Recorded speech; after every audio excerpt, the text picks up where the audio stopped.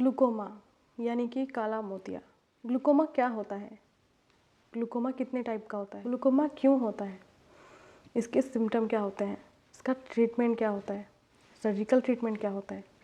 सारी चीज़ें एक के बाद एक इस वीडियो में हम इन डिटेल पढ़ने वाले हैं। फ्रेंड्स, अगर आप मेरे चैनल पर नए हैं तो चैनल को सब्सक्राइब कर लें, बेल आइकन को प्रेस कर लें, जिससे कि डेली आने वाली वीडियोस के नोटिफिकेशन आप तक पहुंचेंगे और आप मेरी वीडियो को वॉच कर पाओगे। तो बिना देर किए हम बढ़ते हैं अपने टॉपिक की ओर। Myself Nandini study point में आप सभी का स्वागत है। तो फ्रेंड्स, पिछले कई वीडियोज़ में मैंने आइज़ के बारे में टॉपिक लिए हैं और आइज़ के बारे में एक्सप्लेन किया है। आई के बहुत सारे एब्नॉर्मलिटीज़ के बारे में एक्सप्लेन किया है, आई के फिजियोलॉजी एंड एनाटॉमी के बारे में डिस्कस किया है। तो आज का ये वीडियो भी आई के ऊपर है, यानी कि ग्लूकोमा के ऊपर है, जिसे हम हिंदी में बोलते हैं काला मोतिया। पहली चीज़ मैं ये बता दूं कि ग्लूकोमा क्यों होता है। ग्लूकोमा होता है हमारी आँख के अंदर एक तरल पदार्थ पाया जाता है जिसे हम बोलते हैं एक्वस ह्यूमर, और इसे हम बोलते हैं इंट्रा ऑक्यूलर प्रेशर। जो फ्लूइड है वो एक प्रेशर मेंटेन करता है हमारी आइज़ के अंदर, उसे हम बोलते हैं इंट्रा ऑक्यूलर प्रेशर। जब हमारी बॉडी में इंट्रा ऑक्यूलर प्रेशर नॉर्मल रहता है, 5 to 10 mm ऑफ Hg के बीच रहता है, तो हम इसे बोलते हैं हमारा इंट्रा ऑक्यूलर प्रेशर बिल्कुल ठीक है, मेंटेन है। वहीं अगर हमारा इंट्रा ऑक्यूलर प्रेशर ज़्यादा हो जाता है, यानी हमारे आइज़ में फ्लूइड का प्रेशर ज़्यादा हो जाता है, फ्लूइड बढ़ जाता है, तो इसे हम टर्म देते हैं इंक्रीज इंट्रा ऑक्यूलर प्रेशर। यानी जब हमारी आइज़ के अंदर IOP बढ़ जाता है तब। तो ये तो हमने जान लिया कि ग्लूकोमा क्यों होता है। अब ग्लूकोमा कैसे होता है ये हम चर्चा करते हैं। तो नॉर्मल एक एनाटॉमी अगर मैं एक्सप्लेन करूं तो हमारी आइज़ में एक मैकेनिज़्म होता है फ्लूइड के द्वारा, जो आप इस वक्त स्क्रीन पे देख रहे हो फ्रेंड्स। हमारी आइज़ में सिलियरी बॉडी होती है। सिलियरी बॉडी का काम ये होता है हमारी आई बॉल को बहुत ही अच्छे से सेट करती है, मतलब खींच करके उसे जिस पॉइंट पे होना है हमारी आई बॉल को वहाँ पे खींच के रखती है, यानी कि सपोर्ट प्रोवाइड करती है। कौन? Ciliary body. और ये सिलियरी बॉडी वहाँ से एक्वस ह्यूमर का प्रोडक्शन करता है। मतलब सिलियरी बॉडी का ही दो फंक्शन है। एक तो ये कि हमारी आई बॉल को सेट करती है जहाँ पे उसे होना चाहिए प्रॉपर उस जगह पे, एंड सेकेंड फंक्शन होता है कि वो एक्वस ह्यूमर का प्रोडक्शन करती है। क्लियर है? एक्वस ह्यूमर जो प्रोडक्शन हुआ है सिलियरी बॉडी से, वही एक्वस ह्यूमर आइरिस को क्रॉस करके एंटीरियर चैम्बर ऑफ आई में चला आता है। जैसा कि मैंने पहले ही बता दिया है कि पोस्टीरियर चैम्बर से एंटीरियर चैम्बर में आता जाता रहता है। यहाँ से यह फर्दर आगे के पार्ट में कैनाल ऑफ स्कैलम में एक्सिस फ्लूइड चला जाता है। जब एंटीरियर चैम्बर में फ्लूइड आता है तो जो फ्लूइड एक्सिस मात्रा में होता है, मतलब ज़्यादा होता है, वो वहाँ से फिर चल करके कैनाल ऑफ स्कैलम में आ जाता है, और ये ड्रेन हो करके फिर अगर यहाँ से ज़्यादा था फ्लूइड हमारे एंटीरियर चैम्बर में, वहाँ से कहाँ आया? कैनाल ऑफ स्कैलम में। कैनाल ऑफ स्कैलम में आने के बाद अब ये ज़्यादा है तो ये ड्रेन हो जाता है कहाँ? सिस्टेमिक सर्कुलेशन में चला जाता है, ड्रेन हो करके। और फिर सिस्टेमिक सर्कुलेशन जो है, जैसा नाम से ही है सिस्टेमिक, तो हमारे सिस्टम से सभी जो एक्स्ट्रा फ्लूइड होते हैं, एक्स्ट्रा फ्लूइड को वो लेता है, कलेक्ट करता है और बाय यूरिन हमारी बॉडी से बाहर कर देता है। ध्यान रखना, मेरे पॉइंट्स मैं पढ़ रही हूँ कि ग्लूकोमा कैसे होता है। तो जैसे जैसे एक्वस ह्यूमर हमारी आई के अंदर मूव करता रहता है, ये पूरे मैकेनिज्म को हम बोलते हैं ट्रेबिकुलोमैसवर्क। तो ये ट्रेबिकुलोमैसवर्क प्रॉपरली अगर काम करे हमारी आइज़ के अंदर तो हमारा इंट्राऑक्यूलर प्रेशर मेंटेन रहता है। बट वहीं अगर ट्रेबिकुलोमैसवर्क प्रॉपरली वर्क नहीं करता है और इंट्राऑक्यूलर प्रेशर बढ़ गया तो वो चेंज हो जाता है ग्लूकोमा। कैसे होता है, क्यों होता है, ये तो मैंने समझा दिया बाय एनाटॉमी। अब हम आते हैं ग्लूकोमा के एग्जैक्ट डेफिनेशन पे। अगर ट्रेबिकुलोमैसवर्क प्रॉपरली वर्क नहीं कर रहा है तो ये हमारी आइज़ के अंदर इंट्राऑक्यूलर प्रेशर को इंक्रीज़ कर देता है, और जब इंट्राऑक्यूलर प्रेशर इंक्रीज़ हो जाता है तो ये ऑप्टिक नर्व फाइबर को डैमेज करने लगता है।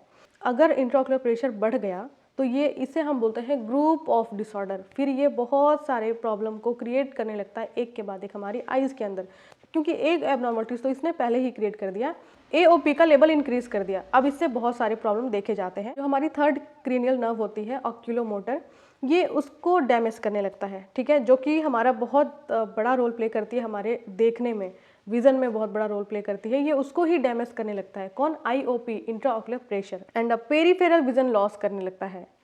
पेरिफेरल विजन ही लॉस होता है ग्लूकोमा में। हमेशा याद रखने वाली चीज़ ये है कि अगर कभी एग्जाम में पूछ दे ग्लूकोमा में कौन सा विजन लॉस होता है, तो हमारा आंसर होना चाहिए पेरिफेरल विजन लॉस होता है। टाइप ऑफ ग्लूकोमा, एक होता है ओपन एंगल ग्लूकोमा, एक होता है क्लोज एंगल ग्लूकोमा। आप इमेज देख पा रहे हो, दोनों में आपको फर्क समझ आ जाएगा कि ओपन एंगल ग्लूकोमा में आइरिस पार्शियली ब्लॉक करता है, मतलब पूरे तरीके से ब्लॉक नहीं करता, वो पार्शियली ब्लॉक करता है, थोड़ा सा उसको एक जगह मिलता है जो पोस्टीरियर चैम्बर से फ्लूइड क्रॉस करके आइरिस को आता है एंटीरियर चैम्बर में, तो वो पार्शियली ब्लॉक किया हुआ था, ना कि कंप्लीट। तो इसे हम बोलते हैं ओपन एंगल ग्लूकोमा। जहाँ पे आइरिस को क्रॉस करके एक्वस ह्यूमर पूरा जाता था, वहाँ पूरा ना क्रॉस करके अब थोड़ा थोड़ा एंटीरियर चैम्बर में एक्वस ह्यूमर जाता है, इसलिए हम इसे नाम देते हैं open angle glaucoma. And second type होता है close angle glaucoma. Close angle glaucoma या नैरो एंगल ग्लूकोमा भी बोलते हैं। इंट्राऑक्यूलर प्रेशर हमारे पोस्टीरियर चैम्बर में, एंटीरियर में तो आ ही नहीं पा रहा है क्योंकि आइरिस ने पूरा घेर लिया है, आइरिस उसको जगह ही नहीं दे रहा है। तो अब वो जो फ्लूइड है वो कहाँ पे ऑक्यूमुलेट होगा, वो ऑक्यूमुलेट होगा पोस्टीरियर चैम्बर में, पोस्टीरियर चैम्बर ऑफ आइज के अंदर। और जब पोस्टीरियर चैम्बर ऑफ आइज में इंट्राऑक्यूलर प्रेशर बिल्डअप होगा तो वो बहुत ही फास्ट बिल्डअप होगा। जहाँ पे normal 10 to 22 mm of Hg हमारा इंट्राऑक्यूलर प्रेशर होता है, वहीं पे अब 50 mm ऑफ Hg IOP देखा जाएगा। अब हम आते हैं पैथोफिजियोलॉजी पे। आप देख सकते हो due to etiological factor, obstruction, backup of fluid, increase intraocular pressure. जो आपको एरो दिख रहा है उसी एरो में आना है, कैसे कैसे ये डैमेज करता है हमारी आइज को। जब इंट्राऑक्यूलर प्रेशर इंक्रीज हो गया तो damage optic nerve and impaired vision. उसमें भी कौन सा विजन इम्पेयर्ड करेगा, peripheral vision loss. Then injury and infection, फिर ये कॉज करता है इंजरी एंड इन्फेक्शन। तो मैं इमेज एक पुट कर रही हूँ आपके स्क्रीन पे। आप देखो कि कभी भी अगर एग्जाम में पूछता है कि कौन सा विजन लॉस होता है तो आप इससे फ़र्क देखो। नॉर्मल विजन है और ये है ग्लूकोमा वाले पेशेंट का विजन, उसमें साइड से बिल्कुल ब्लैक दिख रहा है, इसे हम बोलते हैं पेरिफेरल विजन लॉस। अब हम आते हैं जो हमारा नेक्स्ट पॉइंट है, क्लिनिकल सिम्टम क्या क्या होते हैं। Visual field, redness of sclera and conjunctiva, red दिखेगा, ब्लड विजन, ब्लड दिखेगा, peripheral blood, nausea and vomiting. अगर फ्लूइड की मात्रा ज़्यादा हो गई है तो उसमें नोजिया एंड वोमिटिंग फील होगा। अब बात करते हैं डायग्नोस्टिक इवेल्युएशन की। स्लिट लैंप एग्जामिनेशन होगा, bio microscopy and ophthalmoscopy. Measure intraocular pressure by tonometry, tonometry से इंट्राऑक्यूलर प्रेशर मेंटेन किया जाएगा। और ये है कंफर्मेटरी टेस्ट, ये कंफर्मेटरी टेस्ट है कि आपका इंट्राऑक्यूलर प्रेशर बढ़ा है या नहीं बढ़ा है। अब हम आते हैं मेडिकल मैनेजमेंट पे। मेडिकल मैनेजमेंट में देते हैं कोलिनर्जिक ड्रग्स। कोलिनर्जिक ड्रग दिया जाता है जिसमें पिलोकार्पिन देते हैं। पिलोकार्पिन का काम होता है रिड्यूस करता है इंट्राऑक्यूलर प्रेशर को और ड्रेनेज को बढ़ाता है, आई से बाहर करने का काम करता है। जो प्रेशर है, जो IOP बढ़ा हुआ है, उसको आई से बाहर करता है। इसका ड्रग ऑफ चॉइस होता है pilocarpine for acute congestive glaucoma. Betaxolol reduce aqueous production, ये जो बीटा ऑक्सीलोल है ये एक्वस प्रोडक्शन को ही कम करता है। ना एक्वस ह्यूमर का ज़्यादा प्रोडक्शन होगा और ना ही इंट्राऑक्यूलर प्रेशर बढ़ेगा। इससे पेशेंट का BP फॉल होने का चांस होता है, तो इसमें हमें BP मेजरमेंट पे भी ज़्यादा ध्यान देना पड़ता है। एसिटाजोलामाइड, एसिटाजोलामाइड का भी फंक्शन ये है कि एक्वस ह्यूमर के प्रोडक्शन को इनहिबिट करता है एंड ड्रेनेज को बढ़ाता है। बीटा ब्लॉकर्स भी देते हैं। फ्रेंड्स, ये जो मैंने मेडिसिन बताए इनका काम ये है कि ये ड्रेनेज को बढ़ाते हैं, ड्रेनेज को इंक्रीज करते हैं और सिलियरी बॉडी से जो एक्वस ह्यूमर का प्रोडक्शन है उसको कम करते हैं। तो इससे एक बैलेंस क्रिएट हो पाता है हमारी आइज के अंदर, IOP का एक बैलेंस हो पाता है। ये जो प्रॉब्लम है उसको भी सबसाइड करता है। तो ये तो थे मेडिकल मैनेजमेंट। अगर इससे भी ना मैनेज हो पाए, अगर प्रॉपरली क्लोज एंगल ग्लूकोमा हो गया है जिसमें कि एक्वस ह्यूमर का प्रोडक्शन हुआ जा रहा है और प्रेशर भी बढ़ा जा रहा है, तो फिर बाद में डॉक्टर सर्जरी परफॉर्म करते हैं। अगर मेडिकल मैनेजमेंट से ट्रीट नहीं हो पाता है तो सर्जिकल मैनेजमेंट में सबसे पहली सर्जरी जो है वो है लेज़र ट्रेबिकुलोप्लास्टी। तो ये लेज़र ट्रेबिकुलोप्लास्टी से एक लेज़र लाइट के साथ एक जगह पे जो आइरिस में जहाँ ब्लॉकेज क्रिएट हो रहा है वहाँ पे लेज़र लाइट पुट करते हैं और लेज़र लाइट से एक होल क्रिएट कर देते हैं। और उस होल से क्या होता है, फिर पोस्टीरियर चैम्बर से जो फ्लूइड है वो उस ओपनिंग के थ्रू इंटीरियर चैम्बर में जा पाता है। तो इससे पोस्टीरियर चैम्बर का प्रेशर डिक्रीज हो जाता है। ये जो प्रोसेस यूज़ करते हैं, लेज़र लाइट के थ्रू ओपनिंग क्रिएट की जाती है, इसे हम बोलते हैं लेज़र ट्रेबिकुलोप्लास्टी। एंड सेकेंड सर्जरी होती है ट्रेबिकुलेक्टमी।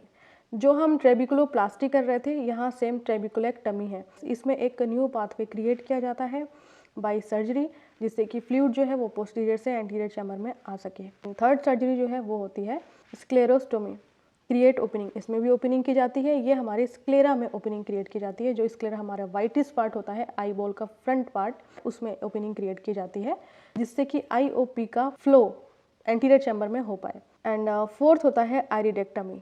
फोर्थ आइरिडेक्टमी में आइरिस को ही रिमूव कर दिया जाता है, जिससे कि जो पाथवे में एक रुकावट आ रही थी, रुकावट अब आइरिस के थ्रू नहीं आएगी, आइरिस को रिमूव किया गया है। लास्ट जो सर्जरी परफॉर्म की जाती है साइक्लोक्रायोथेरेपी।